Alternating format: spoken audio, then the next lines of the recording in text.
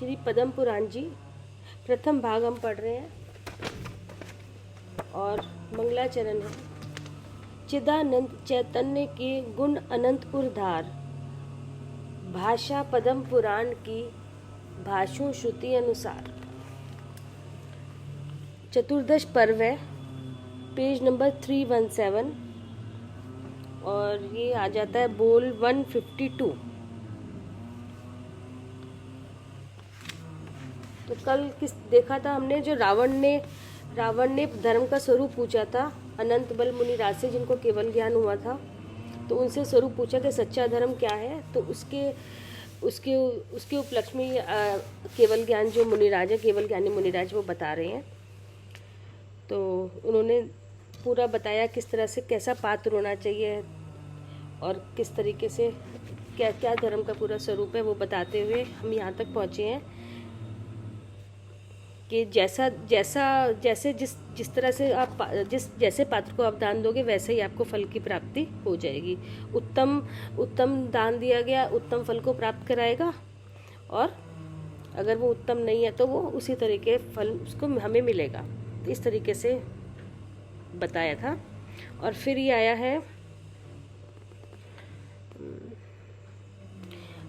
152 पे, सम्यक दर्शन आदि रत्नात्रय से युक्त जो पुरुष मोह रूपी शत्रु को नष्ट कर मोक्ष स्थान प्राप्त करते हैं, वह शुद्ध धर्म का फल है। अब जब मोक्ष, अगर अब बाकी चीज़ें तो हमने देखा था कि भोग की सामग्री में हमें इस तरह की सामग्री में जो भी धर्म का स्वरूप आया था वहाँ तक पहुँचाते हैं। लेकिन अब उन्होंने यहाँ पे बोला शुद्ध धर्म का क्या फल है। शुद्ध धर्म मतलब जो अपने शुद्ध स्वरूप को जानता है, वो वस्तु स्वभावो धम्मो। तो जो शुद्ध स्वरूप को जानता है, जैसा वस्तु का स्वभाव है, कैसा है, शुद्ध चेतन है, ऐसे धर्म को जो जानता है, उसका फल क्या है? उसका फल मोक्ष है। उसका फल मोक्ष है। तो अगर मोक्ष चाहते हो, सच्चा सुख चाहते हो, तो कहते हैं सम्यक दर्शन आदि रत्नात्रय से युक्त। कि जब सम्यक दर्शन, क्योंकि जो मोक्ष मार्ग है वो होता है सम्यक दर्शन, सम्यक ज्ञान, सम्यक चारित्राणी मोक्ष मार्ग।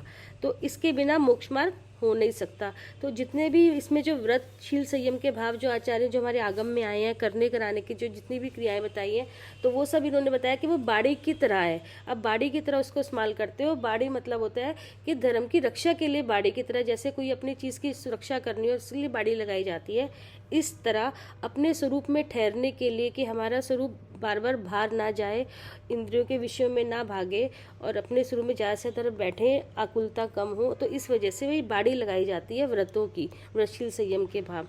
तो इस तरह से आचार्य मुनिराज जो सम्यक दर्शन से जो सहित होते हैं, वो पहले वो अनुव्रत लेते हैं, महाव्रत लेते हैं, इस तरह बाड़ी लगा के वो मोक्ष मार्ग में चलते हैं। तो इसी तरीके से बोला बिना सम्यक दर्शन के, तो आचार्य भी बोलते हैं कि ये तो बाल तप के समान है। इससे आपको जो असली सुख चाहिए, मोक्ष चाहिए, वो तो हो ही नहीं सकता। तो इसलिए उन्होंने बोला सम्यक दर्शन आदि रत्नात्रय से युक्त, कि पहला काम है सम्यक दर्शन की प्राप्ति करना, और ये काम तो अपने आप ही रास्ते में आएंगे, व्रत तो आएंगे। तो सम्यक दर्शन आदि रत्नात्रय से युक्त जो पुरुष मोह रूपी शत्रु को नष्ट कर, सबसे जरूरी काम आ गया कि जो मोह रूपी जो दर्शन मोहिनी के भाव, जो कर्म 8 कर्म में से एक कर्म है मोहिनी कर्म, और मोहिनी कर्म 2 पार्ट में बटा हुआ है, दर्शन मोहिनी और चारित्र मोहिनी। जो दर्शन मोहिनी का भाव है, जब वो एक तरीके से कहा गया यहाँ पे शत्रु को नष्ट, कि उसी को तो नष्ट करना है, क्योंकि उसी की वजह से बाकी कर्म है, और उसी की कर्म की वजह से जो हम संसार में जो घूम रहे हैं, एक कर्म यही कारण है, जो मोह रूपी जो शत्रु है, दर्शन मोहिनी जो कर्म है। तो अगर ये दर्शन मोहिनी भाग जाता है, अगर ये दर्शन मोहिनी को यहाँ से निकल जाता है हमारे शरीर से, तो इसके बाद जितने बाकी कर्म है वो आके किस पर ठहरेंगे? वो ठहर ही नहीं सकते, क्योंकि जो चिक्कन की तरह काम करता है ये दर्शन मोहिनी का ही जो कर्म है, यही चिकने, जैसे चिकनी वस्तु पे कोई पहलवान है, चिकनाई लगा के अगर खेत बाहर गया है उसमें लड़ाई झगड़े के खुले मैदान में, तो जब वो अपने हाथ पैर की कोई भी क्रिया करता है, तलवार चलाता है, तो जितनी आसपास की मिट्टी है वो सारी अगर वो चिकना उसके शरीर पर चिपक जाती है। तो इसी तरह, और जो एक अगर पहलवान बिना किसी चिकनाई के गया है और वो भी सेम अगर वो क्रिया कर रहा है, तो आप देखोगे वहाँ पे मिट्टी नहीं चिपकती। तो मिट्टी चिपकने का कारण है चिकनाई। तो ये जो मोहिनी कर्म है ये चिकनाई की तरह काम करता है। अगर ये चिकनाई यहाँ से चिकनाई लेके अगर कोई भी क्रिया होगी तो इसका मतलब वो सब उससे क्या होगा, सारे कर्मों का हमेशा कर्म आते ही रहेंगे, कभी कर्म का नाश नहीं होगा। वहीं आके क्यों ठहर जाते हैं, ठहरने का यही कर्म कारण है। तो अगर ये मोह रूपी शत्रु का अगर ये हट जाता है, चिकनाई रहेगी नहीं, तो कोई भी कर्म आके टिक नहीं पाएगा। तो इसलिए इसे कहते हैं कि अगर सम्यक दर्शन आदि आपको सच्चा ज्ञान है, शुद्ध आत्मा का अवलोकन है, शुद्ध आत्मा का ज्ञान है और शुद्ध आत्मा रूपी ठहरना है, अगर आपको इसका पता है तो यही कारण बनेगा कि इस तरीके से मोह रूपी शत्रु को नष्ट करके आप मोक्ष स्थान की प्राप्ति करोगे, तभी आपका मोक्ष मार्ग बनेगा। वह शुद्ध धर्म का ये फल आएगा, शुद्ध धर्म का। अब लगाई जाएंगी सब बाड़ियाँ, अब वो तो लगेंगी क्योंकि इसी में ठहरना है। तो फिर उन्होंने बोला मनुष्य जन्म के बिना अन्यत्र, मनुष्य जन्म के बिना अन्यत्र कहाँ है, बाकी जो इंद्री बाकी और भी जगह और इंद्रिय भी आ गई हैं और भी आ गया। जैसे देव गति में वहाँ पे कोई आपको सच्चे समझने के लिए वहाँ पे शास्त्र जी वगैरह इस तरह नहीं होंगे कि आपको कोई समझ में आए, समझाएगा इस तरह से जाकर। यहाँ वहाँ तो आप लेकर जा सकते हो धर्म को, तो वहाँ पे भी नहीं मिल सकता। और नरकों में भी कोई इस तरह से समझाने वाला नहीं। अगर आप नरकों में भी देखें तो नरकों में भी मुझे कोई समझाने वाला हमें दिखता नहीं है कि वहाँ पे आपको इतनी शांति है नरकों में कि आपको कोई समझा दे धर्म का स्वरूप। लेकिन आप हाँ यहाँ लेके जरूर, मनुष्य जन्म ऐसा जन्म है कि यहाँ से आप लेके ज़रूर जा सकते हो। और तिर्यंचों में इतनी ताकत, पढ़ने की इतनी ताकत होती नहीं समझने की कि आपको सही से कुछ चीज़ समझा सके। तो मनुष्य जन्म एक ऐसा जन्म है जहाँ से आप धर्म की प्राप्ति जब आप कर सकते हो। तो मनुष्य जन्म के बिना अन्यत्र वह धर्म प्राप्त नहीं हो सकता, और इसलिए मनुष्य भव की प्राप्ति सब भवों में श्रेष्ठ है। इसलिए सब भवों में उसको श्रेष्ठ बताया गया है। जिस प्रकार मनुष्यों में राजा, मृगों में सिंह और पक्षियों में गरुड़ श्रेष्ठ है, उसी प्रकार सब भवों में मनुष्य भव श्रेष्ठ है। भाभी कोई चीज आए तो जरूर बोलना बीच में, ठीक है? कहीं कोई चीज एक्सप्लेनेशन तो बताना। तीनों लोकों में श्रेष्ठ एवं समस्त इंद्रियों को सुख देने वाला धर्म मनुष्य शरीर में ही किया जाता है। तीनों लोकों में श्रेष्ठ एवं समस्त इंद्रियों को सुख देने वाला धर्म मनुष्य शरीर में ही किया जाता है, इसलिए मनुष्य देह ही सर्वश्रेष्ठ है। जिस प्रकार अब वहाँ पे देखो देवों में ना तो वहाँ संयम ले सकते हैं, ना वहाँ पे इस तरह से कोई वैसे सबसे बड़ा देवों में ड्रॉबैक यही है क्योंकि संयम नहीं है, संयम कर ही नहीं सकते। संयम उसी वजह से वो आगे नहीं बढ़ सकते ना। अच्छा लेकिन और वहाँ पे ये भी नहीं कि पढ़ाई, जैसे अब यहाँ पर हम शास्त्र जी खोल के हमें समझाने वाले गुरु मिल गए, अब वहाँ पे इस तरह से थोड़ी मिलेंगे। यहाँ पे जैसे आचार्य मुनि महाराज है, वहाँ पे संयम नहीं तो वहाँ पे कोई आचार्य भी नहीं है। मोक्ष यहीं से जाना है ना, तो आचार्य यहीं मिलेंगे, यही मिलेंगे। देखो आचार्य मुनिराज, पंडित, जितने भी धर्म का स्वरूप हमें यही तो बता सकते हैं मनुष्य भव में। ये वहाँ पे तो वहाँ स्वर्ग लोक में तो वहाँ पे फुर्सत ही नहीं है, वो अपने वो सब लगे पड़े वहाँ पे। तो इस तरह के कोई है ही नहीं कि कोई आचार्य मुनिराज के हमें बता दे, क्योंकि वहाँ संयम ही नहीं है। तो इस तरीके से जब मोक्ष गति ही मनुष्य भव से है तो नेचुरली ये आचार्य वगैरह यहीं मिलेंगे ना, क्योंकि वही स्टेप है। इसीलिए मोक्ष गति भी यहीं से ही तो है, क्योंकि यहाँ पे ये क्षेत्र ही ऐसा है कि यहाँ पे आपको समागम मिल जाता है सच्चे देव शास्त्रों का, और कहीं मतलब और कहीं समागम नहीं, आप लेके जा सकते हो यहाँ से अगले भव में। जैसे यहाँ से पुण्य की प्राप्ति इतनी हुई कि आप चले गए स्वर्ग में, लेकिन आपने सम्यक दर्शन के सहित हो तो वहाँ पे आपको भूलेगा नहीं, आपको वहीं ऐसी जगह में जाओगे जो आपको उसी का मतलब अभ्यास आप वहाँ पे रहेगा, आपका करते भी रहोगे बीच बीच में। ऐसा नहीं मतलब जो भी आपको बनाना है यही बना सकते हो, यही बना सकते हैं। हाँ, बना करके आगे तो ले लोगे, लेकिन यहीं पे ही कर सकते हैं। हाँ, यही कर सकते हैं। नरकों में बेचारों को फुर्सत ही नहीं है ना, वहाँ पे बेचारे लड़ाई से मारकाट से वहाँ फुर्सत नहीं है। तिर्यंचों का तो भी कहाँ, तिर्यंचों में कोई मंदिर नहीं जा सकते, कोई वैसे नहीं, मोटा मोटी तो समझ सकते, लेकिन वो भी पहले का लब्धि आई होगी, पहले का लिया होगा, तब जाके मतलब समझ सकते हो। ये नहीं कि आप नया फ्रेश समझ लोगे, ऐसा वहाँ नहीं है। लेकिन मनुष्य है वो भी सम्यक दृष्टि होते हैं, पर वो पहले के है ना, वो पहले की याद दिलाई जाती है कि अच्छा ये है, पहले का याद आ जाता है उन्हें। ऐसा नहीं कि नया फ्रेश वहाँ उससे सुधार कुछ नहीं कर सकते। हाँ, वहाँ मिल नहीं सकता कि आपको स्टार्टिंग हो जैसे वहाँ वहीं पे स्टार्ट हुआ हो, ऐसा नहीं हो सकता कि पहले ना मिला हो एकदम धर्म मिल गया हो, ऐसा नहीं। लेकिन मनुष्य भाव ऐसा भाव है, यहाँ स्टार्टिंग होती है, यहाँ पे आपको सच्चे देवशास्त्र गुरु गुरु मिलते हैं, समागम मिलते हैं, और यहाँ से अगर आप अपना निर्णय करके चलते हो, अब चाहे भव आगे कोई भी आए, चाहे गति कोई भी आए, नरक गति आए, चाहे तिर्यंज गति आए, चाहे देव गति आए, लेकिन वहां पर हमारा फिर लेकिन हमारा हमने तो काम यहीं से बना लिया, तो इसलिए मनुष्य भव सबसे श्रेष्ठ भव है ये। तो देखो, तीनों लोकों में श्रेष्ठ एवं समस्त इंद्रियों को सुख देने वाला धर्म मनुष्य शरीर में ही किया जाता है, इसलिए मनुष्य देही सर्वश्रेष्ठ है। जिस प्रकार तृणों में धान, वृक्षों में चंदन और पत्थरों में रत्न श्रेष्ठ है, उसी प्रकार सब भवों में मनुष्य भव श्रेष्ठ है। हजारों उत्सर्पणियों में भ्रमण करने के बाद यह जीव किसी तरह मनुष्य जन्म प्राप्त करता है, और नहीं भी प्राप्त करता है कि जरूरी नहीं कर ही ले। कलेशों से छुटकारा देने वाले उस मनुष्य जन्म को पाकर जो मनुष्य धर्म नहीं करता है, वह पुनः दुर्गतियों को प्राप्त होता है। अभी तक तो हम भी घूमते घूमते आ रहे थे। सबसे बड़ी बात है कि पा भी लिया और फिर भी खो लिया। पाने के बाद तो खोल, और कितनी बार हमने कितनी बार पा लिया होगा, कितने उत्सर्पणी अवसर्पणी पार कर लिए होंगे, कितने चक्र लगा लिए होंगे, कितने काल चक्र हो गए होंगे, लेकिन अभी तक नहीं पाया था। अब जाकर हमें ये स्वरूप मिला। तो देखो, इस तरह से दुर्लभ से भी दुर्लभ है जैन कुल का पाना, मनुष्य का पाना और फिर जैन कुल का पाना। बहुत दुर्लभ से भी दुर्लभ हो जाती हैं चीजें।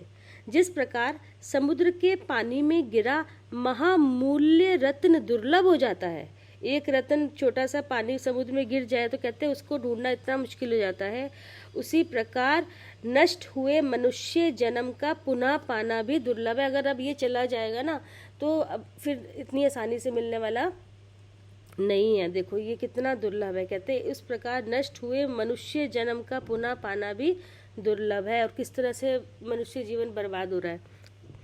इसी मनुष्य पर्याय में यथा योग्य धर्म कर प्राणी स्वर्ग आदि में समस्त फल प्राप्त करते हैं। तो देखो, यही एक सबसे दुर्लभ मनुष्य भव है जिसका हम फायदा उठा सकते हैं। सर्वज्ञ देव के द्वारा कहे हुए इस उपदेश को सुनकर भानुकर्ण बहुत ही हर्षित हुआ। कुंभकर्ण ना, ये बहुत हर्षित हुआ। ये भी सब सारे इकट्ठे, सारे इकट्ठे बैठे हुए थे ना वहाँ पे। पूरा धर्म का स्वरूप खाली रावण थोड़ी था इसमें, मतलब रावण नाम आते, लेकिन सारी पूरी टीम थी उसकी, तो पूरी उसका बेटा भी था, उसके भाई भी थे, सब लोग बैठे हुए थे। तो सर्वज्ञ देव के द्वारा ये उपदेश सुनकर भानुकर्ण बहुत हर्षित हुआ। उसके नेत्र कमल के समान विकसित हो गए।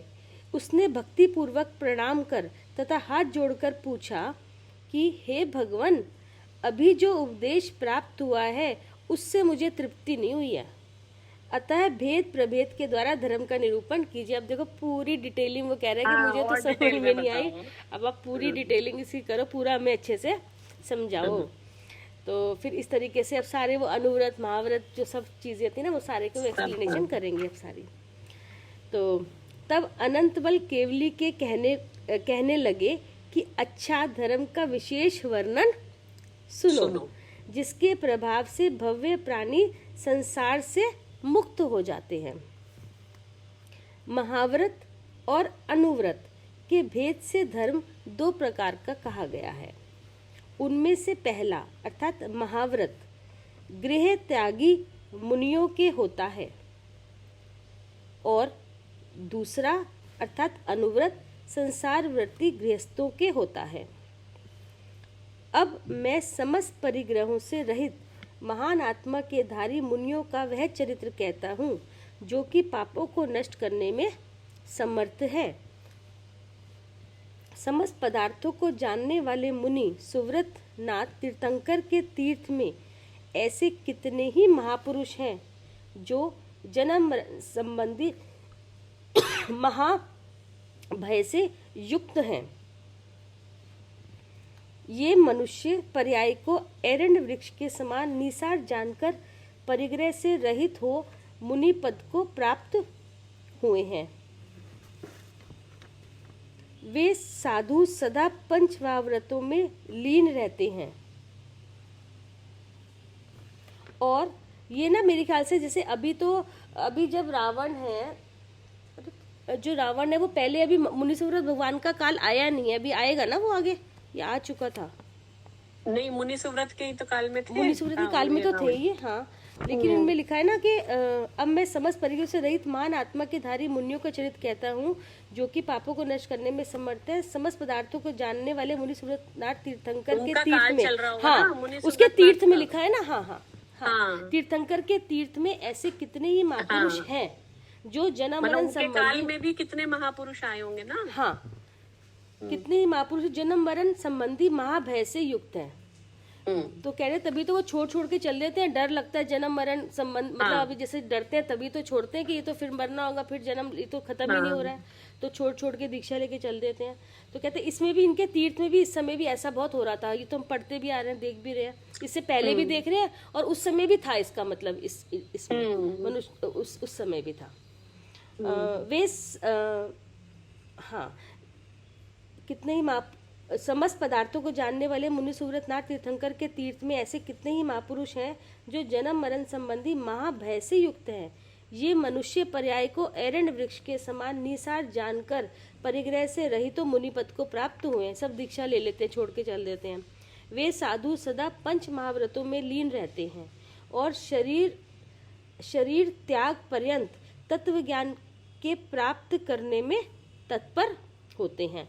देखो क्या, शरीर त्याग पर्यंत तत्व घर बार छोड़ दिया, हाँ छोड़ के वही ना, क्या चीज, वे साधु सदा 5 महाव्रतों में लीन रहते हैं और शरीर त्याग पर्यंत तत्व ज्ञान के प्राप्त करने में तत्पर होते हैं। मतलब उसी का अभ्यास करते हैं। मतलब क्या चीज भाभी, शरीर त्याग पर्यंत मतलब जब तक शरीर रहता है, जब तक मतलब पर्यंत मतलब एंड तक एक ही काम करते हैं, मतलब जब तक शरीर नहीं छूटे तब तक। हाँ मतलब जब तक उनकी आयु कर्म क्षय पूरा तरह से जब तक शरीर रहता है, मतलब पर्यंत मतलब एंड तक जब तक शरीर रहता है, जब तक शरीर का पूरी तरह त्याग नहीं होता, मतलब शरीर चला नहीं जाता, हट नहीं जाता, इस तब तक शरीर त्याग पर्यंत तत्व ज्ञान के प्राप्त करने में ही तत्पर है, कि उसी की प्राप्ति के लिए वो उसमें तत्पर रहते हैं। तत्व ज्ञान में शुद्ध हृदय को धारण करने वाले ये धैर्यशाली मुनि 5 समिति और 3 गुप्तियों में सदा लीन रहते हैं। मगर ये सब देखो उसी बार नहीं मिला के वो बाद में करेंगे। ये 5 महावर्ष से पहले, तो इससे पहले उन्होंने वो सारा मतलब अपना बनाया होगा, पहले भव में जाकर, पहले भव में धर्म का स्वरूप जरूर जाना होगा, तभी तो उनको ऐसे शरीर मिला। और इस तरह से 5 महाव्रत वगैरह जो इनका निर्वाण का कारण बनते हैं दीक्षा लेकर, या केवल ज्ञान होता है। ऐसे थोड़ी है कि एकदम मिल गया और एकदम हो गया हो, ऐसे तो पॉसिबल नहीं है। हाँ, ऐसा तो नहीं हो सकता कि एक ही भव में सारा वो ऐसा नहीं होता। वो तो यहाँ पे इस तरह से लिखते हैं कि मुनिराज ने वो ले लिए 5 महाव्रत ले लिए, एकदम खाली महाव्रत तो ले नहीं जाते। वो तो पहले के संस्कार तो आए ही, पहले के संस्कार है तो रास्ते में पढ़ते हैं। अब जैसे इस भव में उन्होंने फिर लिए, क्योंकि उनको तो निर्वाण होना है या केवल ज्ञान होना है या अगले भव से होना है, लेकिन शुरुआत तो पहले से ही, तैयारी तो पहले से ही होती है। जैसे अब हम लोग हैं, अभी हमें और कुछ भी नहीं, अभी सिर्फ तैयारी, भावी तो कर रहे हैं, सम्यक भावी तो कर रहे हैं खाली, ये तो तैयारी है आगे की, लेके जाएंगे यहाँ से, तैयारी चल रही है ये। तो इसी तरीके से शुद्ध हृदय को धारण करने वाले धैर्यशाली मुनि 5 समिति 3 गुप्तियों में सदा लीन रहते हैं। इसमें लीन नहीं रहते, इसका इनका कहने का मतलब है, वो हम समझने की बात होती है कि इससे अपने शुद्ध स्वरूप में लीन रहते हैं, ज्यादा से ज्यादा देर तक उसमें ठहरते हैं। वो तो ऊपर से तो समिति दिख रही है ना भाभी, ऊपर से तो दिख रही है समितियां, ये गुप्तियां, लेकिन अंदर के उनका विचार, हाँ उनका ध्यान इसमें थोड़ी है, ये तो आ रहे हैं उनके। हाँ, ये तो हम समझते हैं इस बात को कि ये तो सिर्फ बाड़ी की तरह है, वो तो अपने धर्म की रक्षा के लिए, अपने स्वरूप में ठहरने के लिए ये सब काम, ये सब दिखाई दे रही है समिति गुप्ती। बिल्कुल। तो अहिंसा, सत्य, अचौर्य और आगम अनुमोदित ब्रह्मचर्य उन्हीं के होता है जिनके की परिग्रह का आलंबन नहीं होता। जो बुद्धिमान जन अपने शरीर में भी राग नहीं करते हैं और सूर्यास्त हो जाने पर यत्न पूर्वक विश्राम करते हैं, उनके परिग्रह क्या हो सकता है? जो बुद्धिमान जन अपने शरीर में भी राग नहीं करते और सूर्यास्त हो जाने पर यत्न पूर्वक विश्राम करते हैं, उनके क्या परिग्रह क्या हो सकता है? अर्थात कुछ नहीं। जब शरीर से ही परिग्रह क्या होता है? पर का ग्रहण, पर मतलब शरीर या इंद्री, तो इंद्रिय का ग्रहण वहां पे तो है ही नहीं, तो जहाँ इंद्रिय वाणी हमसे वो जीव है वो तो ना शरीर से ही राग नहीं करते। हाँ, तो जब शरीर से नहीं तो फिर हाँ, तो उनका है ही नहीं। जो बुद्धिमान जन अपने शरीर में भी राग नहीं करते, वो तो शरीर से ही अपने को अलग देख रहे हैं, तो उसमें राग कहाँ करेंगे? अगर शरीर को अपना मानते तो राग दिखाई देता, तो वो तो शरीर से अपने को शुद्ध चेतन जान रहे, तो उनका राग कहाँ दिख रहा है? और उनमें और सूर्य सो जाने पर यत्न पूर्वक विश्राम करते हैं, उनके परिग्रह क्या हो सकता है? अर्थात कुछ नहीं। मुनि पाप उपार्जन करने वाले बालाग्र मात्र परिग्रह से रहित होते हैं। मतलब बालाग्र मतलब बालाग्र मतलब बाल के जो आगे का सबसे छोटा वो होता है, आगे का, परिग्रह से रहित होते हैं तथा अत्यंत धीर वीर और सिंह के समान पराक्रमी होते हैं।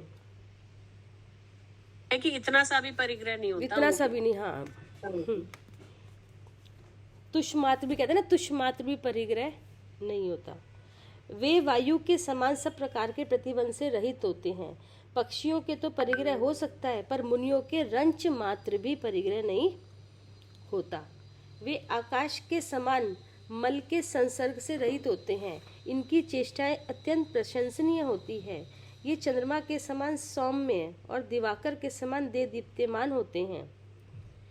ये समुद्र के समान गंभीर, सुमेरु के समान धीर वीर और भयभीत कछुए के समान समस्त इंद्रियों के समूह को अत्यंत गुप्त रखने वाले होते हैं। देखो, गुप्ती का स्वरूप आ गया कि इंद्रियों के समूह को अत्यंत गुप्त रखने वाले, कि जहाँ इंद्रिय वहाँ नियम से जीव है, मैं जीव है, वो ज्ञान स्वरूप है। क्योंकि इंद्रिय में ज्ञान नहीं है और ज्ञान हो रहा है, इसका मतलब मैं ज्ञान स्वरूप हूँ, और ज्ञान स्वरूप है वो चेतन स्वरूप है। और चेतन का क्या भाव है? चेतन में स्वयं प्रकाशक शक्ति है और अस्थि नास्ति धर्म भी है। तो चेतनता में अस्थि नाम के धर्म के कारण चेतना में स्वयं जीव भी चेतता है और इंद्रिय भी चेतती है, और नास्ति नाम के धर्म से चेतना दोनों रूपनी होती है, इसलिए मैं शुद्ध चेतन हूँ। तो ऐसे इंद्रियों के समूह को अत्यंत गुप्त रखने वाले होते हैं। ये क्षमा धर्म के धारण क्षमा अर्थात पृथ्वी के तुल्य हैं। कषायों के उद्रेक से रहित हैं। 84 लाख गुणों से सहित है। ये पूरा अगर स्वरूप जब हम रत्नाकरण वगैरह में पढ़ेंगे तो पूरा क्लियर अगर करना है तो इसमें देख लेना, पूरा अनुव्रत अधिकार है, महाव्रत अधिकार है, पूरा इसमें आ जाएगा। जिनेन्द्र प्रतिपादित शील के 18 लाख भेदों से सहित हैं, तत्रूपी विभूति से अत्यंत संपन्न हैं तथा मुक्ति की इच्छा करने में सदा तत्पर रहते हैं। ये मुनि जिनेन्द्र निरूपित पदार्थों में लीन रहते हैं। देखो, सारा आचार उनका वो आ रहा है, मुनियों का पूरा स्वरूप आ रहा है कि कैसे होने चाहिए मुनि। ये मुनि जिनेन्द्र निरूपित पदार्थों में लीन रहते हैं, अन्य धर्मों के भी अच्छे जानकार होते हैं, श्रुत रूपी सागर के पारगामी होते हैं और यम के धारी होते हैं। ये मुनि अनेक नियमों को करने वाले होते हैं, उद्दंडता से रहित होते हैं, नाना रिद्धियों से संपन्न होते हैं, महामंगलमय शरीर के धारक होते हैं। इस तरह जो पूर्वोक्त गुणों को धारण करने वाले हैं, समस्त जग के आभरण हैं और जिनमें कर्म क्षीण हो गए हैं, ऐसे मुनि उत्तम देव पद को प्राप्त होते हैं। तदंतर 2-3 भवों में ध्यान अग्नि के द्वारा, देखो 2-3 भवों में ध्यान अग्नि के द्वारा समस्त कलुषता को जलाकर निर्वाण सुख को प्राप्त होते हैं। तो जितने कर्म है 8 कर्म का नाश करके वो निर्वाण सुख को प्राप्त होते हैं। मेन तो वो ये एक कर्म का नाश होता है, मोहिनी कर्म का नाश हुआ तो बाकी में तो बिल्कुल भी 48 मिनट के अंदर सब नष्ट हो जाते हैं। तो इस तरीके से निर्वाण सुख को प्राप्त होते हैं। अब स्नेह रूपी पिंजड़े में रुके हुए गृहस्थ आश्रम वासी लोगों का 12 प्रकार का धर्म कहता हूँ। तो ये तो ऊपर आया था मुनि धर्म, अब है श्रावक धर्म की।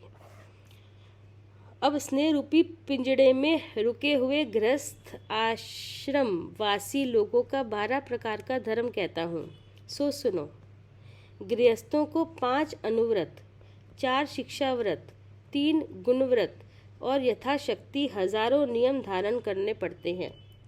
स्थूल हिंसा, स्थूल झूठ, स्थूल परद्रव्य का ग्रहण, पर स्त्री समागम और अनंत तृष्णा से विरक्त होना, यह गृहस्थों के 5 अनुव्रत कहलाते हैं।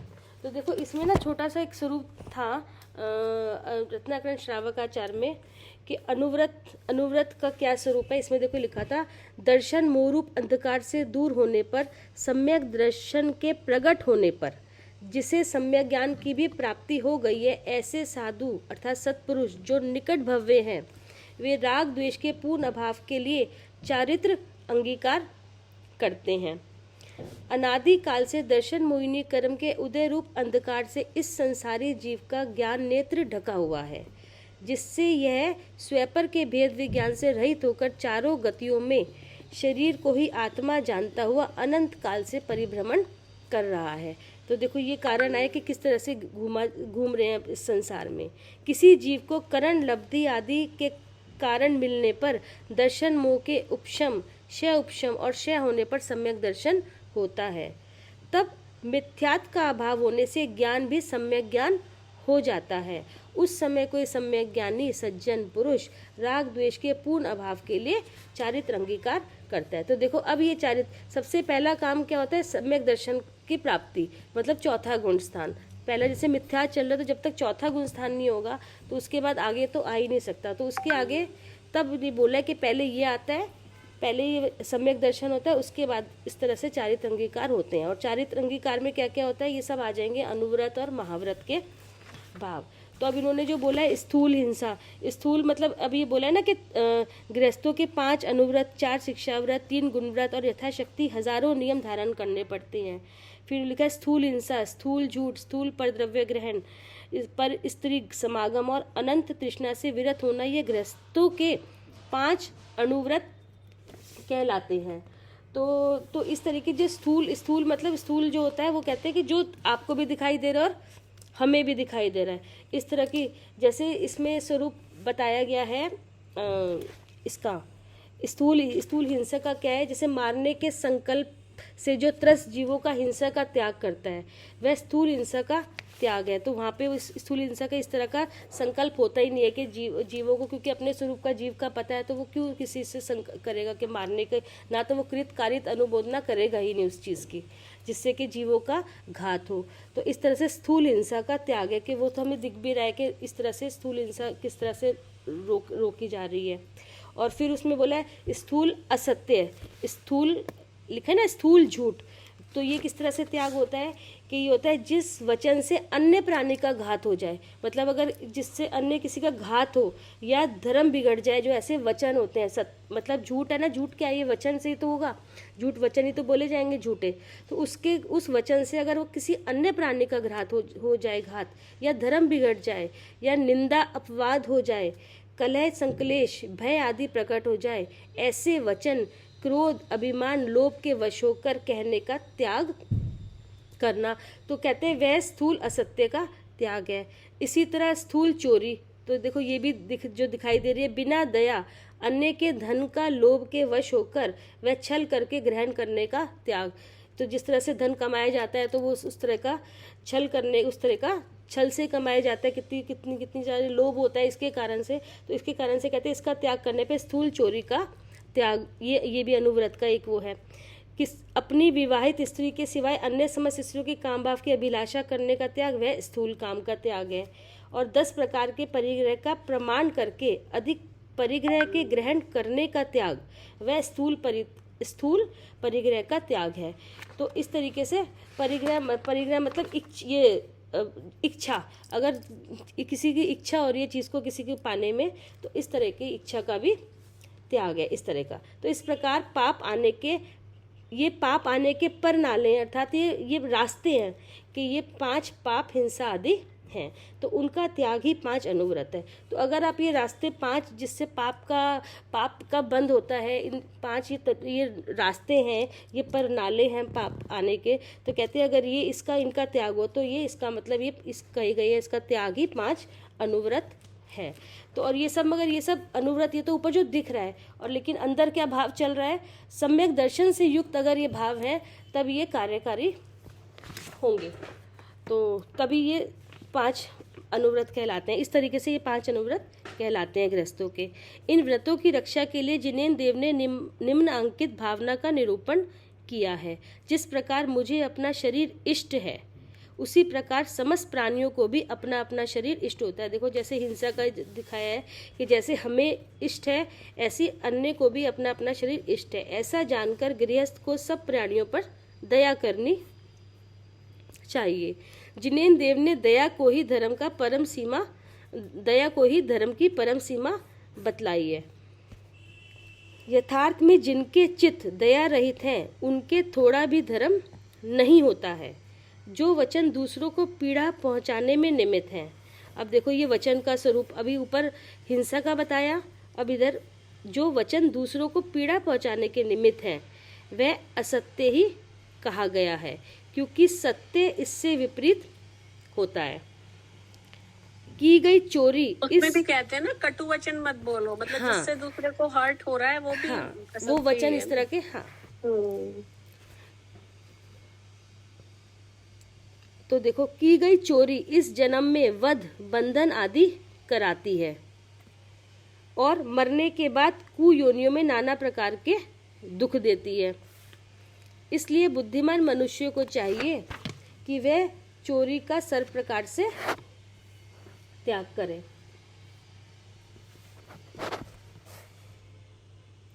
अब आजकल देख ही रहे हैं, सब चल ही रहा है, टैक्स और धन ये सब चल रहा है आजकल। जो कार्य दोनों लोकों में विरोध का कारण है, वह किया ही कैसे जा सकता है। पर स्त्री का सर्पिणी के समान दूर से ही त्याग करना चाहिए, क्योंकि वह पापनी लोभ के वशीभूत हो पुरुष का नाश कर देती है। जिस प्रकार अपनी स्त्री को कोई दूसरा मनुष्य छेड़ता है और उससे अपने आप को दुख होता है, उसी प्रकार सभी की व्यवस्था जाननी चाहिए।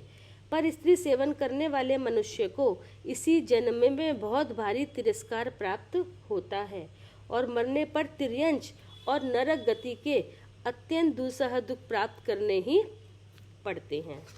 अपनी इच्छा का सदा परिमाण करना चाहिए,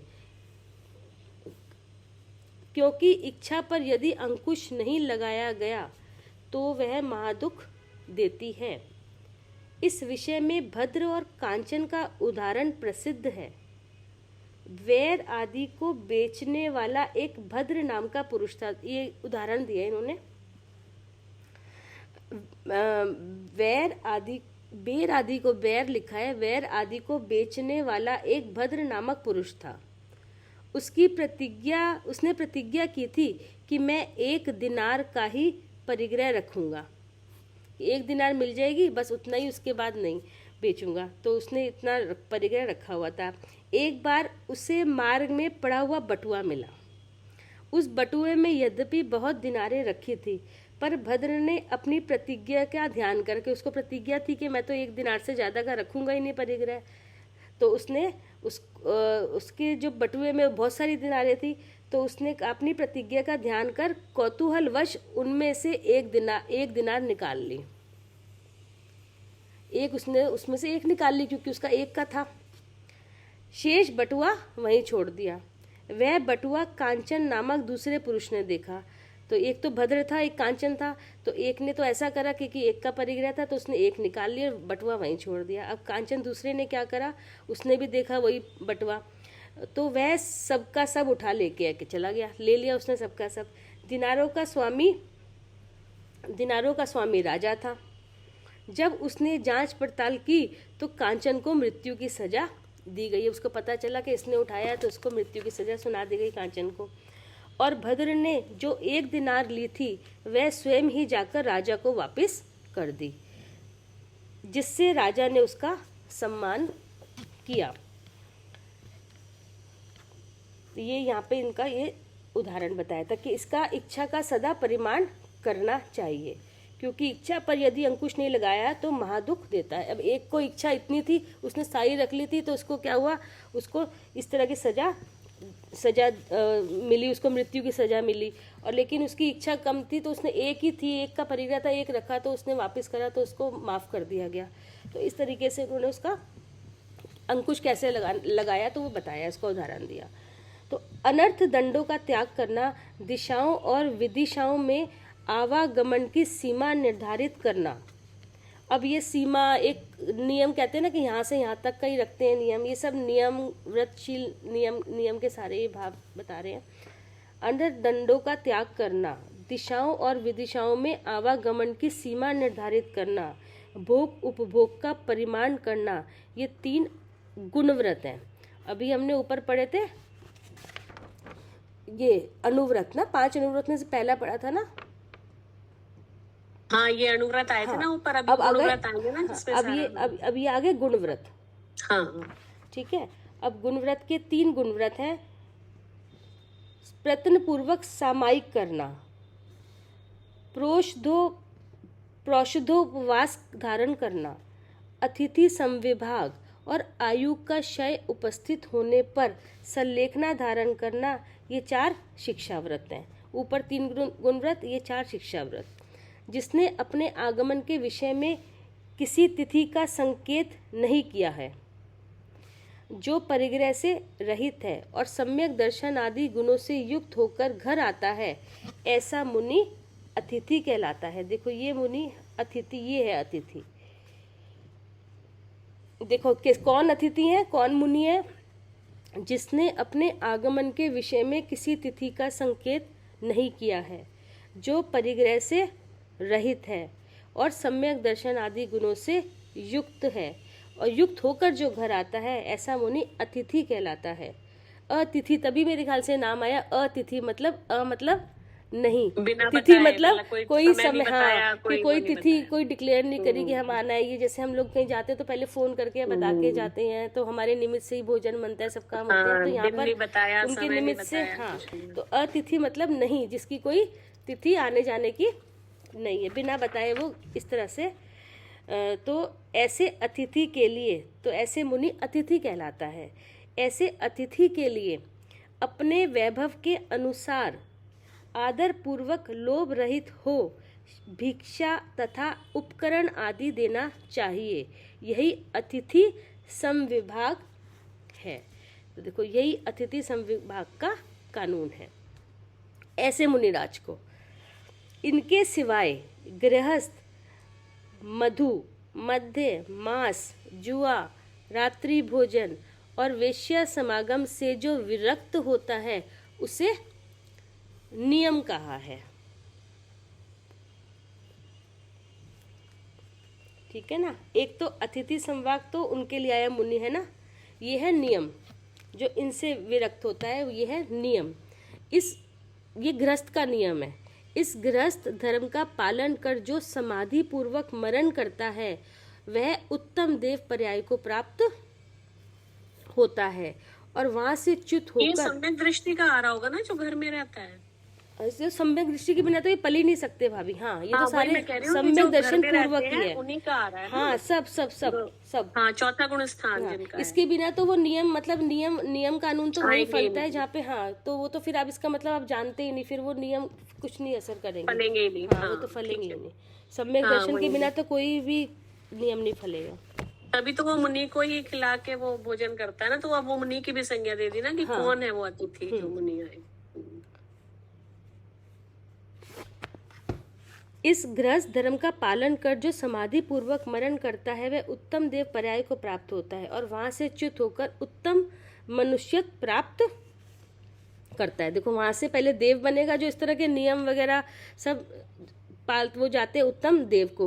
और अगर नियम ऐसा है कि सम्यक दर्शन के साथ है, तो फिर वो क्या, उत्तम मनुष्यत्व, उत्तम तभी होगा कि जब उसका मोक्ष मार्ग बनेगा, तभी ये उत्तम शब्द आया। देखो मनुष्य का तो और भी हो सकता है, लेकिन उत्तम मनुष्यत्व प्राप्त करेगा कि जिसको सच्चे देवशास्त्र गुरु मिलेंगे और सच्चे धर्म की प्राप्ति होगी। तो ऐसा इसलिए उत्तम मनुष्यत्व को प्राप्त करता है। ऐसा जीव अधिक से अधिक 8 भवों में, हमने पीछे पढ़े भी तो है, देव में जाते हैं और फिर मनुष्य बन के निर्वाण, उनको दीक्षा लेके निर्वाण हो जाता है। इस तरह से पहले ऐसा पहले है ना, सारे ऐसे ही आते हैं, जितने भी पढ़े हैं सब इसी तरह से देव गति में जाके फिर वापस मनुष्य बनकर और वहीं से निर्वाण को प्राप्त होते हैं। जितने हमारे तीर्थंकर वगैरह वे सब वहीं से तो आ रहे हैं। ऐसा जीव अधिक से अधिक 8 भवों में रतनत्रय का पालन कर अंत में निर्ग्रंथ हो सिद्धि पद को प्राप्त होता है। देखो ऐसा जीव अधिक से अधिक 8 भवों में रत्नत्रय का पालन, देखो हर जगह रत्नत्रय का पालन जरूर आया, वो समझने की बात होती है कि क्या बोल रहे हैं यहाँ पर।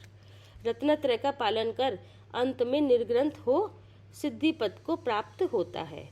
जो दुर्लभ मनुष्य पर्याय पाकर यथोक्त आचरण करने में असमर्थ है, केवल जिनेंद्र देव के द्वारा कथित आचरण की श्रद्धा करता है, वह भी निकट काल में मोक्ष को प्राप्त करता है। तो देखो यहाँ पे तो हमारा यही काम हो रहा है ना कि हम दुर्लभ मनुष्य प्राय तो प्राप्त कर ली, और जो जिनेंद्र देव के द्वारा जो कथित जो आचरण और जो श्रद्धा है जो भगवान कह रहे हैं, हम तो उसी बात को समझ रहे हैं और सुन रहे हैं। तो ऐसे आचरण को वह भी निकट काल में मोक्ष को प्राप्त करता है। तो ऐसा नहीं मतलब आगे के है ना, हम भी आगे के लिए अपना अपना कार्य बना रहे हैं कि आगे के लिए तैयारी कर रहे हैं कि कैसे होगा। अभी अगर जैसे इस तरह से हम आचरण नियम पालन इस तरह से हमारे कहाँ नियम अभी नहीं चल रहे, लेकिन कम से कम जो भाव जरूरी है, जो कि आगे नियम ऐसा शरीर भी मिलेगा, ऐसी अवस्था भी मिलेगी जाकर, इस तरह की जाने की तैयारी तो कर ही रहे हैं ना एटलीस्ट। ऐसा नहीं है कि अभी क्योंकि अभी करेंगे तो अभी वो फलेगा नहीं। अगर अभी कड़े नियम ले लिए तो अभी वो हमारी बुद्धि वहाँ बैठ नहीं सकती, क्योंकि बैठाएंगे किसमें, ये तो बदल रहे हैं। बैठाने के लिए आत्मा चाहिए जो कि हमेशा रहती है। अब जब तक उसका नहीं पता होगा तो अपनी बुद्धि को कहाँ ठहराएंगे हम लोग, भागती रहेंगे फिर तो इसलिए वो कार्यकारी होगा नहीं नियम लिया अभी तो कोई। तो ये तो अपने आप आएंगे जब पता चलता है कि हम जीव हैं, तो बाकी जीवों की रक्षा करने का ये नियम तो नियम नहीं होता, फिर ये अपने आप ही ऐसे अपने आप ही भाव आते हैं इस तरह से करने के। तो इस तरीके से जिनका लाभ सब लाभों में श्रेष्ठ है, ऐसे केवल सम्यक दर्शन के द्वारा भी मनुष्य दुर्गति के भय से छूट जाता है। जिसका लाभ सब लाभों में श्रेष्ठ है, ऐसे केवल सम्यक दर्शन के द्वारा, देखो सब लाभों में सबसे ज़्यादा लाभ किससे होता है? सम्यक दर्शन से। सम्यक दर्शन से सबसे ज़्यादा श्रेष्ठ है, ऐसे मनुष्य दुर्गति के भय से छूट जाता है। उसकी जब सम्यक दर्शन आपको हो जाता है और जब आपको सच्चे स्वरूप का पता चल जाता है तो दुर्गति, कोई भी खोटी गति कट जाती है सारी, वो निकल जाते हैं वहां से कर्म इस तरह के खोटी गति में पहुंचाने के लिए। तो मतलब उसको ये भी पता चल जाता है ना कि मैं ऐसे दुर्गति में जाऊंगा नहीं, तो वो भय भी खत्म हो गया ना। हाँ, कि मनुष्य दुर्गति के भय से, भय अब किस, यही तो है सम्यक दृष्टि के 8 अंगों में से एक भय नाम, ये भी तो है कि भय उसको रहता ही नहीं है। मेरा क्या होगा, मैं कहाँ जाऊंगा, कहीं ऐसा तो नहीं हो जाएगा, कहीं ऐसा तो नहीं। अब उसको कहाँ भय रहेगा जब उसको पता है कि उसका कुछ बिगड़ ही नहीं सकता। अब हमें पता चल गया हम जीव है, हमारा लक्षण ज्ञान है, वो ज्ञान कभी उससे च्युत होता ही नहीं है और हमेशा ऐसा ही रहता है, और ध्रुव है, वो अचल है, अनुपमता है।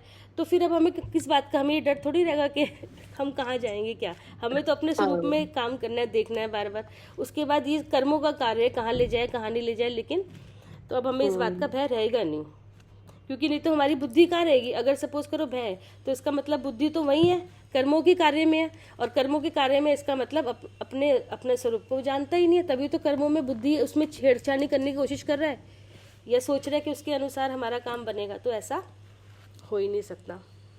तो इस तरीके से दुर्गति के भय से भी वो छूट जाता है। जो स्वभाव से ही जिनेंद्र भगवान को नमस्कार करता है, वह पुण्य का आधार होता है तथा पाप के अंश मात्र का भी उससे संबंध नहीं होता। नमस्कार तो दूर रहा, जो जिनेंद्र देव का भाव पूर्वक स्मरण भी करता है, उसके करोड़ों भवों के द्वारा संचित पाप कर्म शीघ्र ही नष्ट हो जाते हैं। तो देखो, जो भगवान को भाव पूर्वक स्मरण करता है। अब जिनेंद्र भगवान को, ये तो प्रवचन सार में भी आया है, जिनेंद्र जो मूर्ति है उसको देख के भगवान समझ के दर्शन कर रहा है, या उसमें भगवान जीव रूप से विराजमान है और वो चेतन स्वरूप इस रूप से विराजमान कर रहा है। अगर दर्शन कर रहा है द्रव्य से, गुण से और गुण के कार्य, तब तो दर्शन कर रहा है, तो वो तो भाव आना चाहिए। भगवान का जो भाव है, जो वस्तु का, भाई सब नहीं कहते थे कि तुमको ये जो मिला है, हो सकता है तुमने खाली अनुमोदना मात्र ही करी हो किसी आचार्य की, या कुछ है, तो उससे इतना कुछ मिल गया, इतना तभी तो समझ में आ रही। हाँ, तभी तो मिला है। कहीं ना कहीं इससे पहले और कुछ नहीं करा होगा, सिर्फ अनुमोदना करी होगी, और कुछ नहीं करा होगा, नहीं तुम यहाँ आते ही नहीं। अगर पंचम काल में तो किसी तरह नहीं, वो तो, लेकिन देखो ना, अनुमोदना करने से भी इतना कुछ मिल रहा है। हाँ, अनुमोदना का फल ही मिला कि धर्म का स्वरूप एटलीस्ट पता चल गया, समझ में आ गया। और इस काल में पता चल गया कि अब आगे का रास्ता हम तैयारी कर सकते हैं कि हमें कहाँ जाना है, क्या आगे होगा, मतलब वो तो सब उसके ऊपर है, लेकिन अपना हमें पता तो चल गया ना, हमें क्या करना चाहिए, एटलीस्ट करने योग्य कार्य का पता चल गया कि हमें क्या करना चाहिए। बाकी तो होगा फिर वही है कि उसमें बुद्धि लगानी नहीं, हम कहाँ जाएंगे, वो काम तो कर्म का ही है, उसमें हमें नहीं पढ़ना, उसमें अपनी नाक नहीं डालनी, लेकिन हमें अपना करने योग्य कार्य का पता करने योग्य कार्य का पता चल गया एटलीस्ट। हाँ, वही हमारा जानने का वही मकसद था, वो पता चल गया, वही करना हमारे लिए जरूरी, वही करना चाहिए हमें, है ना। तो इस तरीके से जो जिनेंद्र देव का भाव पूर्वक स्मरण भी करता है कि जिनेंद्र देव जो भगवान जिन्होंने इंद्रिय को जीता है, ऐसे भगवान जो देवालय में जो विराजमान है, उसमें जो भगवान है वो जीव रूप से विराजमान है, उस जो वो परम औदारिक शरीर उसमें भगवान है वो जीव रूप से विराजमान है, वो जीव चेतन स्वरूप है और उसकी चेतना में सारा लोक चेत रहा है और स्वयं भी चेत रहा है, स्वयं भी अनंत गुण चेत रहा है, लेकिन चेतना किसी रूप नहीं होती।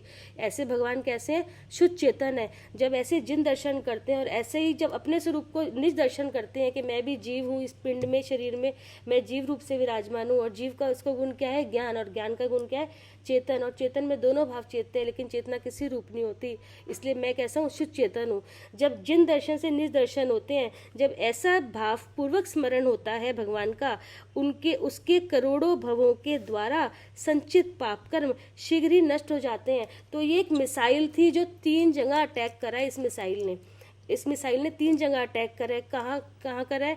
एक तो जो नया आने वाले पाप जो कर्म थे, मिथ्यात्व के साथ जो बंद हो रहा था, उसको काट दिया, वो आने नहीं देगा। और पुराना जो यहाँ पे मिथ्यात्व कर्म था, जिससे जो कर्मों का आश्रव का कारण था, वो निकल गया यहाँ से उस समय के लिए, जितनी देर के लिए हमने भेद विज्ञान करा है। और तीसरी मिसाइल कहाँ अटैक करी है कि जितना जो पाप जितना ज़्यादा था, पाप सिकुड़ के थोड़ा रह गया और पुण्य जो थोड़ा था वो बढ़ गया, उसका अनुभाग बढ़ गया। तो देखो इन 3 जगह इस मिसाइल ने काम करा, इस भेद विज्ञान ने। तो देखो इस तरीके से करोड़ों भवों के द्वारा संचित पाप, कितने भवों से इकट्ठे करते आ रहे थे ये समान पूरा, इस तरह के पाप कर्म इसके द्वारा शीघ्र ही नष्ट हो जाते हैं। तो जो मनुष्य 3 लोक में श्रेष्ठ रतन स्वरूप जिनेंद्र देव को हृदय में धारण करते हैं, देखो वही बात फिर से आ गई, जो मनुष्य 3 लोक में श्रेष्ठ रतन स्वरूप, 3 लोक में कौन? 3 लोक में श्रेष्ठ मतलब 3 शरीर जो है, ये जो मनुष्य मतलब जो इस 3 शरीर में जो भगवान विराजमान है, जो जीव द्रव्य विराजमान है, इसमें श्रेष्ठ कौन है? जीव द्रव्य रतन स्वरूप है, जो उसका स्वरूप किसकी क्या है? शकल चेतन रत्न से भरा हुआ है, वो चेतन रत्न है, जिसका जिनेंद्र देव को हृदय में धारण करता है। और ऐसे ही स्वरूप किसका? जिनेंद्र देव का भी है।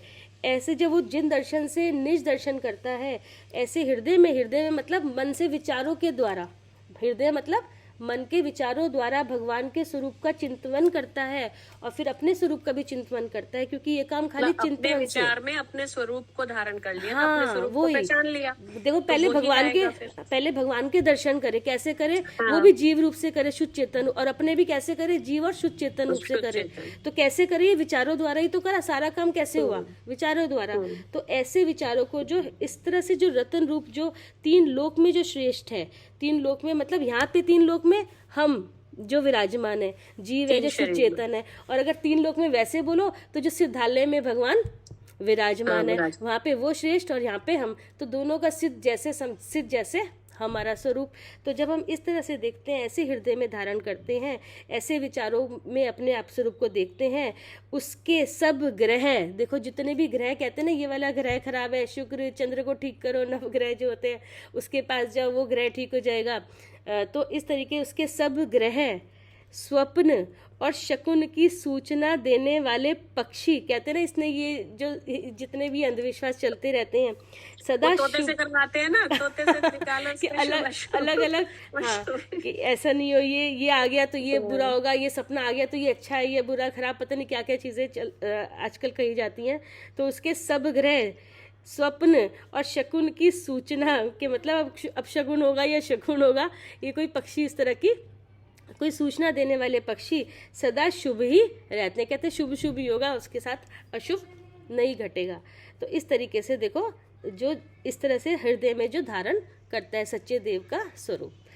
तो जो मनुष्य अनंत के लिए नमस्कार हो, इस वचन का भाव पूर्वक उच्चारण करता है। देखो कितनी बड़ी महिमा है। अरहंत का नाम अगर आपने लिया है, नमो अरिहंताणम बोला है, और उसके आपको सच्चे स्वरूप का पता है और सही से आप उसका ध्यान कर रहे हो, अरहंत मतलब क्या है, तो इस तरीके से इस वचन का भाव पूर्वक उच्चारण जो करता है उसके समस्त कर्म शीघ्र ही नष्ट हो जाते हैं। तो मामूली बात नहीं है। नमोकार मंत्र बहुत गरिमा, बहुत बड़ी बहुत बात है। अगर आपने नमोकार मंत्र को सही से उसको समझा है, बात को, उसके स्वरूप को समझा है, तो ये समस्त कर्म इससे शीघ्र नष्ट हो जाते हैं। क्यों नष्ट हो जाते हैं? क्योंकि इसमें भगवान जो देह में भगवान विराजमान है उस परम औदारिक शरीर में, जब अगर उसको आप देख के दर्शन कर रहे हो, अनंत भगवान के दर्शन, अनंत को द्रव्य से, अनंत को गुण, उसके गुण से, द्रव्य के गुण और गुण के कार्य से अगर आप दर्शन कर रहे हो अनंत के, तो ऐसे से समस्त कर्म शीघ्र ही नष्ट हो जाते हैं। अनंत को अनंत से नमस्कार ना करके अनंत को द्रव्य से और उसके गुण से और गुण के कार्य से प्रवचन सार जी में आया है ना, किस तरह से दर्शन हमें करने चाहिए अनंत भगवान के। तो इस तरह से समस्त कर्म शीघ्र नष्ट ही हो जाते हैं, इसमें संशय नहीं है। कहते हैं इसमें संशय भी मत करना। जिनेंद्र चंद्र की कथा रूपी किरणों के समागम से भव्य जीव का निर्मल हृदय रूपी कुमुद शीघ्र ही प्रफुल्ल अवस्था को प्राप्त होता है। जो मनुष्य अरहंत, सिद्ध और मुनियों के लिए नमस्कार करता है, वह जिन शासन के भक्त जनों से स्नेह रखने वाला अतीत संसार है, अर्थात शीघ्र ही मोक्ष प्राप्त करने वाला है। देखो तो ये नमोकार मंत्र की पूरी इतना बड़ा स्वरूप, मतलब इतना बड़ा स्वरूप है नमोकार मंत्र का। ऐसा वैसा इतना हल्का नहीं है, मतलब इसकी बहुत गरिमा, बहुत गंभीरता से लेना चाहिए। ऐसे खेल नहीं है ये कोई, ठीक है ना। तो इस तरीके से ऐसे कर्मों का नाश करने वाला है ये स्वरूप, तो शीघ्र ही मोक्ष को प्राप्त करता है, ऐसा जानना चाहिए। जो उसने ऐसा अतीत संसार, जो इतना संसार का अनादिकाल से संसार में भ्रमण हो रहा था, वो खत्म करके कहाँ पहुँचाता है? 4 गति से 5वीं गति तक पहुँचा देता है। ऐसा जो पुरुष जिनेंद्र देव की प्रतिमा बनवाता है, जिनेंद्र देव का आकार लिखवाता है, जिनेंद्र देव की पूजा करता है अथवा जिनेंद्र देव की स्तुति करता है, उसके लिए संसार में कुछ भी दुर्लभ नहीं होता। यह मनुष्य चाहे राजा हो, चाहे साधारण कुटुंबी हो, धनाढ़ हो, चाहे दरिद्र हो, जो भी धर्म से युक्त होता है वह समस्त संसार में पूज्य होता है। जो महाविनय से संपन्न तथा कार्य और अकार्य के विचार में निपुण हैं, वे धर्म के समागम से गृहस्थों में प्रधान होते हैं। जो मनुष्य मधु, मांस और मदिरा आदि का उपयोग नहीं करते हैं, वे गृहस्थों के आभूषण पद पर स्थित हैं, अर्थात गृहस्थों के वो आभूषण हैं। जो शंका, कांक्षा मतलब आकांक्षा मतलब इच्छा और विचिकित्सा से रहित हैं, जिनकी आत्मा अन्य दृष्टियों की प्रशंसा से दूर है और जो अन्य शासन संबंधी स्तवन से वर्जित है, वे गृहस्थों में प्रधान पद को प्राप्त करते हैं। वही सम्यक दृष्टि के ही अंग है ये सब। जो उत्तम वस्त्र का धारक है, जिसके शरीर से सुगंध निकल रही है, जिसका दर्शन सबको प्रिय लगता है, नगर की स्त्रियां जिसकी प्रशंसा कर रही हैं, जो पृथ्वी को देखता हुआ चलता है, जिसने सब विकार छोड़ दिए हैं, जो उत्तम भावना से युक्त है और अच्छे कार्यों को करने में तत्पर है, ऐसा होता हुआ जो जिनेंद्र देव की वंदना के लिए जाता है, उसे अनंत पुण्य प्राप्त होता है। जो परद्रव्य को तृण के समान, पर पुरुष को अपने समान और पर स्त्री को माता के समान देखते हैं, वे धन्य हैं। मैं दीक्षा लेकर पृथ्वी पर कब विहार करूंगा और कब कर्मों को नष्ट कर सिद्धालय में पहुंचूंगा। जो निर्मल चित्त का धारी मनुष्य प्रतिदिन ऐसा विचार करता है, कर्म भयभीत होकर ही मानो उसकी संगति नहीं करते। और जहाँ पे शुद्ध चेतन का विचार चल रहा है, जो शुद्ध चेतन जैसे हम विचार करते हैं, अगर हम इस तरह का विचार कर रहे हैं कि जहाँ करना भागना, तो बेचारा डर के मारे वो टिकते ही नहीं है। और सबसे पहले तो यहाँ से मोह भागता है और नया तो वो आने का बेचारा वो डरता है कि नहीं, यहाँ तो मैं जा ही नहीं सकता, यहाँ तो वो शुद्ध चेतन का अभ्यास हो रहा है। कहते इसके पास नहीं जाऊंगा, मुझे कहीं भी भेज लो, लेकिन मैं इसके पास, इस जीव के पास नहीं जाऊंगा। तो कहते और पुराना वाला भी भाग लेता है। हाँ, बड़े सुंदर है। कहते वो तो जो ऐसे निर्मल मल के बिना चित, देखो निर्मल चित मतलब मल, मल क्या है यहाँ पे, राग द्वेष मोह, तीसरा शरीर मल समान है। और जो तीसरे शरीर से भेद विज्ञा जब हम करते हैं कि जहाँ ये मोह है वहाँ नियम से जीव है, मैं जीव हूँ, और जीव है वो ज्ञान स्वरूप है, क्योंकि मोह इसमें ज्ञान नहीं है, क्योंकि ये तो पुद्गल वर्गना से मोहिनी कर्म, मोहिनी कर्म का भाव है, मोहिनी कर्म है ये। और कर्म किससे बने, पुद्गल से, तो ये तो सब जड़ के भाव है। लेकिन जहाँ ऐसा जड़ है वहाँ नियम से जीव है, मैं जीव हूँ, जीव है वो ज्ञान स्वरूप है, क्योंकि इसमें ज्ञान नहीं है इनके भावों में। इसका भाव तो है लेकिन इसके भाव का ज्ञान इसको खुद ही नहीं है, क्योंकि पुद्गल से बना जड़ है, लेकिन ज्ञान तो हो रहा है, तो भाव का ज्ञान हो रहा है। इसका मतलब ज्ञान जानने वाला भी यहाँ पे कोई है, तो वो कौन है, मैं ज्ञान स्वरूप हूँ। बस इतनी सिद्धि हो गई कि यहाँ जानने वाला तो है। और फिर लेकिन असलियत में ज्ञान स्वरूप है वो चेतन स्वरूप है। अब चेतनता में जब अनेकांत लगता है, यही मेन बात आती है, अनेकांत लगता है, तो अनेकांत में देखो, अनेकांत का ऐसा स्वरूप है कि दोनों चेतना में चेत जाते हैं, कि जो ये जिसमें ज्ञान नहीं था, ऐसा जो भाव मोह का भाव वो भी देखो चेता, और अपना भाव भी उसी चेतना में चेता, तो ये दोनों भाव चेतते हैं, और चेतना किसी रूप नहीं होती। तो ये आ गया अनेकांत का स्वरूप, कि जो दो धर्मों से एक ही वस्तुत्व को निपजाने वाली दो विरोधी शक्तियों का एक साथ प्रतिपादन होना। तो यहाँ पे देखो दोनों विरोधी अनेकांत लगाना यहाँ बहुत जरूरी है, बहुत जरूरी है, उसके बिना नहीं। हाँ, दोनों देखो, दोनों दिख गई, अपना भी पर भी, और लेकिन किसी रूप हुआ भी नहीं, इसलिए कैसे शुद्ध चेतन। तो यहाँ देखो अनेकांत लगाया और फटाक से हमारा मैं शुद्ध चेतन हूँ निकल आया। तभी तो अस्ति नास्ति धर्म लगाना जरूरी हाँ, है। ये हो गया निर्मल चित्त का धारी, कि मल रहित, जो ये राग द्वेष का मल था, इससे अलग स्वरूप हमने अपने को देख लिया और शुद्ध चेतन जान लिया। तो ये हो गया निर्मल चित्त का धारी। मनुष्य प्रतिदिन ऐसा विचार करता है तो क्या होता है, कर्म भयभीत होकर ही मानो उसकी संगति नहीं करते। कहते भाई इससे दोस्ती नहीं करो, हट जाओ भाई, दूर रहो, कोई जरूरत नहीं, अब इसके पास तो हम नहीं जाएंगे। तो कोई गृहस्थ प्राणी 7-8 भवों में मोक्ष प्राप्त कर लेते हैं। देखो इसका फल का विचार आ रहा है, यहाँ पे फल ही आ रहा है, क्या होगा ऐसे चिंतन कर रहे हो, और जितना भी बात हमने पीछे की है कि इसका फल आ रहा है अभी ये, तो क्या होगा कि कोई तो देखो 7-8 भवों में मोक्ष प्राप्त कर लेते हैं। और उत्तम हृदय का धारण करने वाले कितने ही मनुष्य तीक्ष्ण तप को 2-3 भव में ही मुक्त हो जाते हैं। किसी का ऐसा इतना जबरदस्त अभ्यास होता है कि वो 2-3 भव में, किसी के 7-8 भव लग जाते हैं और किसी के 2-3 भव में ही तीक्ष्ण तप कर, क्योंकि तप तो उसके बाद आएंगे, अनुव्रत महाव्रत सारी भाव आएंगे, तो सब जब कर्म भागेंगे तो उस जितनी मंद कषाय होती रहेगी उस हिसाब से मंद कषाय के भाव। ये भी देखो कर्म जो अनुव्रत है महाव्रत है, ये भी हमारे नहीं है, हम नहीं करते, ये ध्यान रखना है कि जो ये है सब मंद कषाय के भाव हैं। और जहाँ ऐसी मंद कषाय वाणी हमसे जीव है, मैं जीव हूँ, जीव है वो ज्ञान स्वरूप है, क्योंकि इनमें ज्ञान नहीं है और ज्ञान हो रहा है, इसका मतलब मैं ज्ञान स्वरूप हूँ।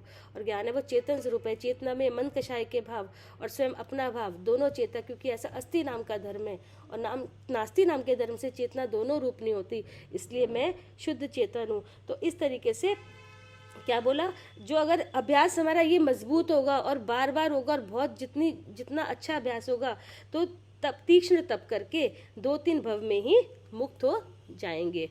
तो मध्यम भव्य प्राणी, अब देखो हर तरीके भव्यता दिखा रहे हैं। एक तो जो 7-8 में भव पार हो जाता है, किसी को 2-3 भव लग जाते हैं, और मध्यम भव्य प्राणी शीघ्र ही महान आनंद अर्थात मोक्ष प्राप्त कर लेते हैं। तो देखो इस तरीके से जो मध्य भव्य प्राणी है वो शीघ्र ही जल्दी से मोक्ष प्राप्त कर लेते हैं।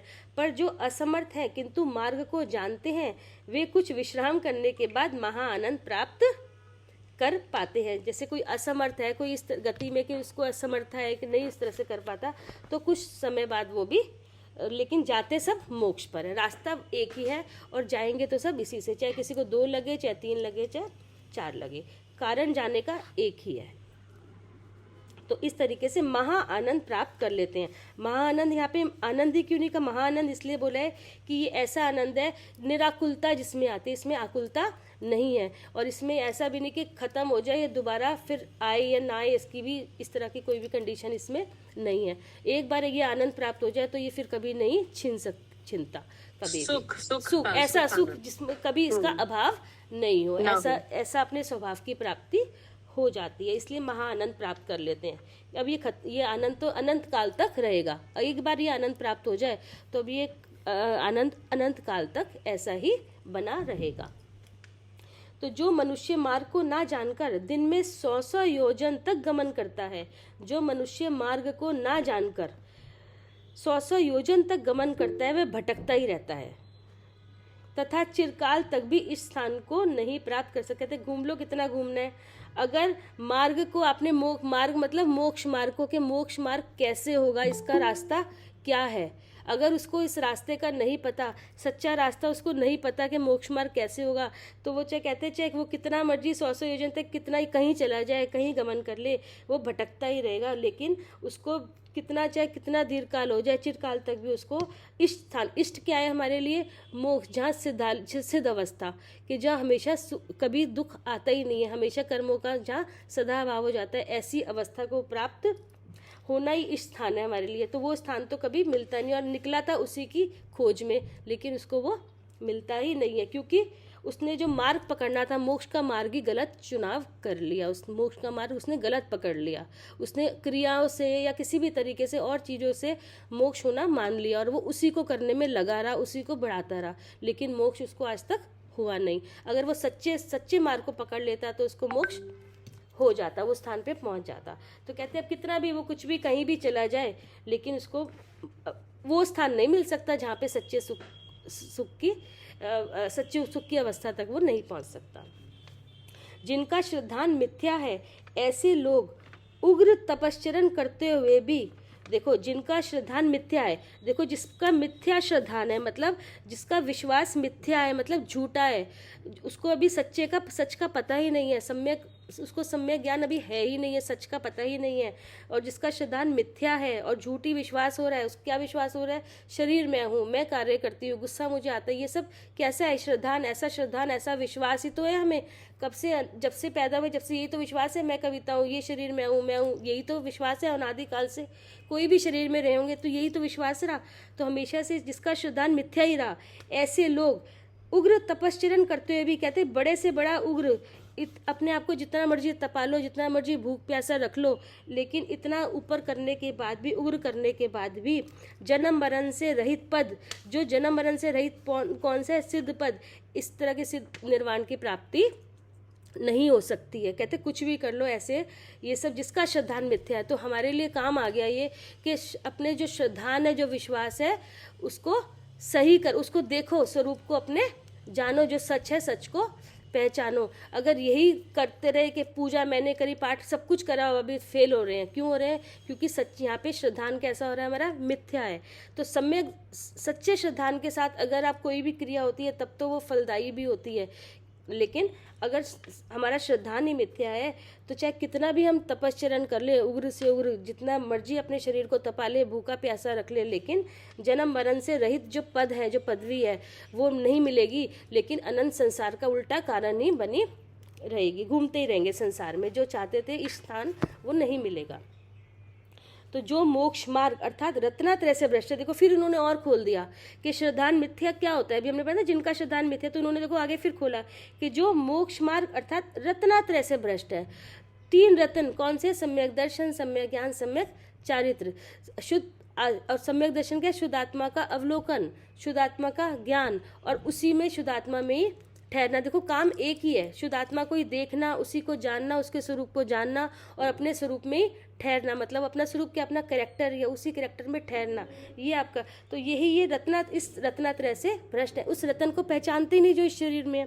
तो जब आप रत्न को नहीं पहचानते हो, जो असली चिंतामणि रत्न है, और उससे आप भ्रष्ट हो, तो और वही मोक्ष मार्ग का कारण था। अब जब यही नहीं आया, वे मोह रूपी अंधकार से आच्छादित तथा कषाय रूपी सर्पों से व्याप्त और संसार रूपी अटवी में भटकते ही रहते। कहते ऐसे महाजंगल जैसे संसार रूपी जंगल में, एक बार घने जंगल में फंस जाओ तो रास्ता कहीं नहीं सूझता, इतना अंधकार, ना वहाँ पे सूर्य का प्रकाश पहुँच पाता है, बिल्कुल अंधेरा ही अंधेरा जहाँ पर है। और अगर आपका इसी तरह से रत्नात्रय से अगर आप भ्रष्ट हैं, तो आपकी कंडीशन भी इसी तरह से हो जाती है कि आप भटक जाते हो और संसार में ही घूमते रहते हो। आप इस जंगल से, घने जंगल से बाहर नहीं आ पाते हो, इस संसार रूपी जंगल से, और अंधकार से ही आच्छादित रहते हो, हमेशा मोह रूपी अंधकार से। यहाँ अंधकार कैसा है, यहाँ पे मोह का अंधेरा है। मोह का अंधेरा मतलब मैं कविता हूँ, मैं कार्य करती हूँ, गुस्सा मुझे आता है, ये चल रहा है मोह का भाव।